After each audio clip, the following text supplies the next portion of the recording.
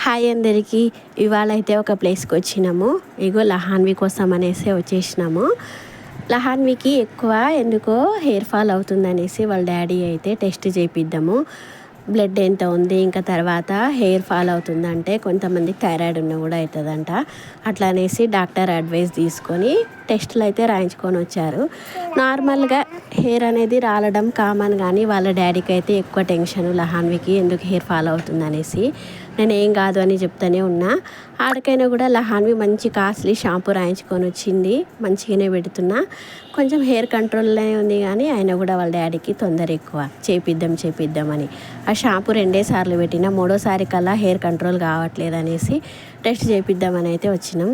లహాన్వికి అయితే పాపం తెలియదు కుచ్చి బ్లడ్ తీస్తారనేసి, ఏందో ప్లేస్ అని అయితే వచ్చింది. కానీ తర్వాత అయితే పాపం మస్తు ఏడ్చింది. అసలు ఇంతవరకు ఎప్పుడు ఆమెకి ఇంజెక్షన్ అనేది తెలియదు అన్నట్టు.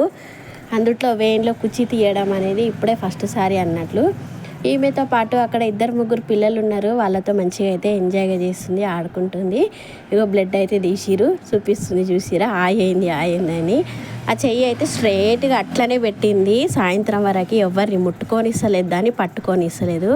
వాళ్ళ డాడీ బాధ ఇంతింత కాదు, చూడాల్సింది అసలు.